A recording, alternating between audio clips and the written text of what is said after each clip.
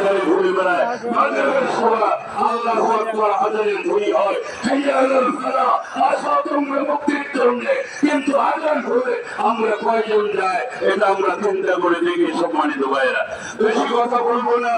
এক নম্বর কথা হলো ইব্রাহিম আলাইহিস সালামের সাহসিকতা আমাদের যুবকদের অন্তরে পয়দা করতে হবে। ও যুবক, তুমি শুনে নাও, তোমার জাতির পিতা ইব্রাহিম আলাইহিস সালাম সারা পৃথিবী তার বাপ রাষ্ট্র সরকার সবাই মূর্তি পূজা করে সবাই যখন মাঠে গেছে আনন্দ করতে, ওই সময় ইব্রাহিম ঈমান নিয়ে সেই সময় তিনি মূর্তি ভেঙেছেন, নিজের নেতৃত্ব দিয়ে তিনি মূর্তি ভেঙেছেন।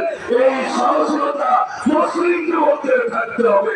আজও যদি সারা পৃথিবীতে কোনো জায়গায়, বিশেষ করে নিজের ভূখণ্ডে ইসলাম কেন্দ্রিক কোনো আকীদা মানুষের উপরে চাপিয়ে দেওয়ার চেষ্টা হয়, এটা শত স্পষ্টভাবে জিহাদি নজবা নিয়ে তোমাদের প্রস্তুত থাকতে হবে।